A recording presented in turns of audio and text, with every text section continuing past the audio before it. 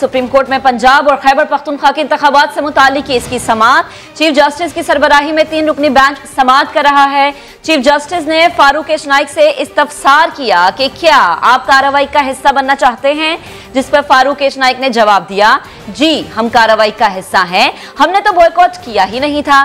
Chief justice Umar Ata Bandial ने कहा, अखबार में तो कुछ और लिखा था। जस्टिस मुनीब ने रिमार्क्स दिए कि एक तरफ बेंच पर एतराज करते हैं, फिर कार्रवाई का हिस्सा भी बनते हैं। हुकूमती इत्तेहाद के इजलास का एलामिया पढ़कर सुनाएं। जो जुबान इस्तेमाल की गई, कामरान मुर्तजा बोले, हमारे तहफुजात बेंच पर हैं। फारूक एच नाइक का कहना था कि दरखास्तों के काबिल समाअत होने पर तहफुजात हैं।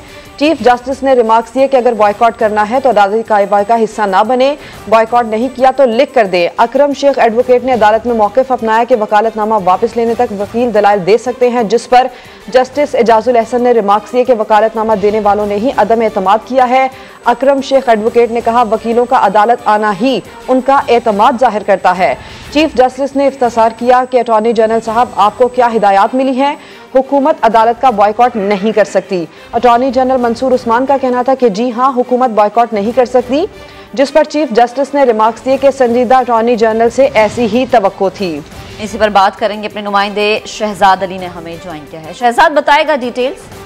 जी बिल्कुल, महक पंजाब और केपी के बलदियाती इंतखाबात से मुतल्लिक आईनी दरखास्त पर समाअत चीफ जस्टिस की सरबराही में 3 रुकनी बेंच कर रहा है। पीटीआई के वकील अली जफर, पीपल्स पार्टी के वकील Farooq H Naik, attorney general Mansoor Awan, वकील इलेक्शन कमीशन सजीद कवाती समेत कमरा अदालत में सीनियर वकला की बड़ी तादाद मौजूद है। इस वक्त जब समाअत का आगाज हुआ तो चीफ जस्टिस ने फारूक एच नाइक से मुकालमा करते हुए ये इस्तफसार किया, क्या आप कार्रवाई का हिस्सा बनना चाहते हैं? जिस पर फारूक एच नाइक ने ये बताया कि जी कार्रवाई का हिस्सा बनना चाहते हैं, हमने तो बाइकॉट किया ही नहीं था। जिस पर चीफ जस्टिस की जानिब से ये कहा गया कि अखबार में तो कुछ और ही लिखा है।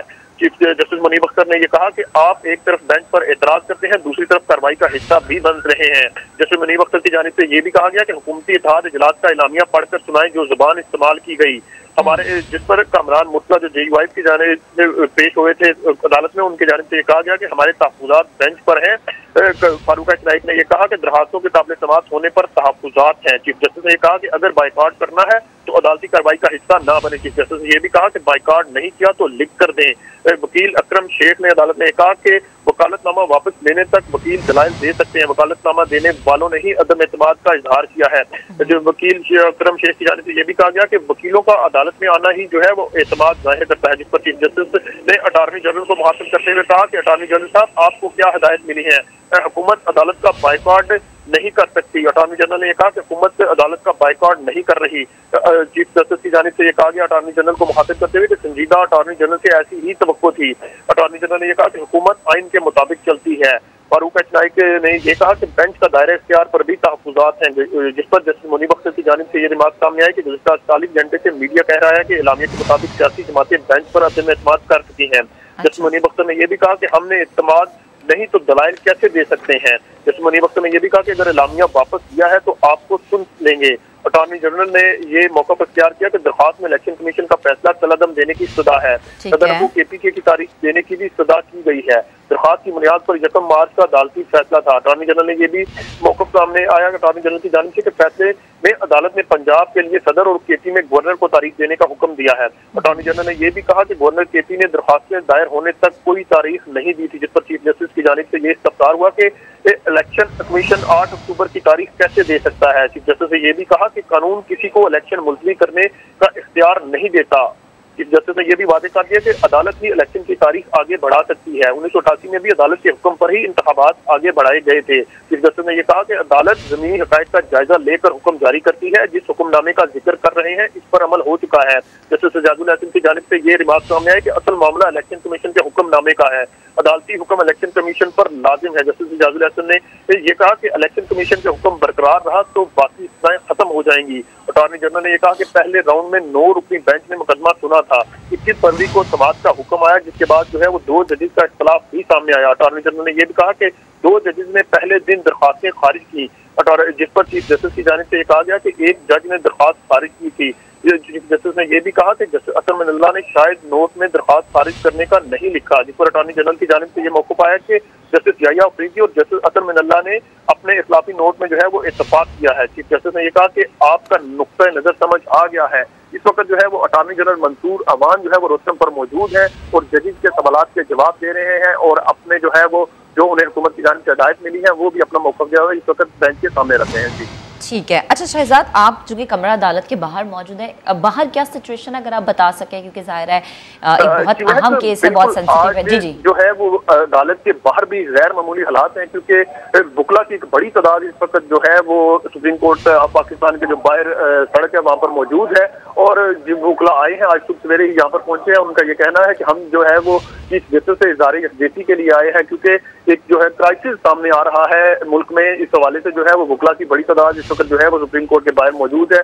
सिक्योरिटी के आज सख्त इंतजाम किए गए हैं। तमाम जो पासिस वाले लोग हैं या जिनके नाम लिस्ट में है उन्हें ही सुप्रीम कोर्ट ऑफ पाकिस्तान में दाखिले की इजाजत दी जा रही है। पंजाब और केपी के बलदियाती इंतखाबात से मुतल्लिक आईनी दरखास्त पर समाज चीफ जस्टिस की सरबराही में 3 रुकनी बेंच का रहा है। पीटीआई के वकील अली जफर, पीपल्स पार्टी के वकील फारूक नाइक, अटॉर्नी जनरल मंसूर अवान, वकील इलेक्शन कमीशन सजीद सवाती समेत कमरा अदालत में सीनियर वकला की बड़ी तादाद मौजूद है। इस वक्त जब समाअत का आगाज हुआ तो चीफ जस्टिस ने फारूक नाइक से मुकालमा करते हुए ये इस्तफसार किया, क्या आप कार्रवाई का हिस्सा बनना चाहते हैं? जिस पर फारूक नाइक ने ये बताया कि जी कार्रवाई का हिस्सा बनना चाहते हैं, हमने तो बाइकॉट किया ही नहीं था। जिस पर चीफ जस्टिस की जानिब से ये कहा गया कि अखबार में तो कुछ और ही लिखा है।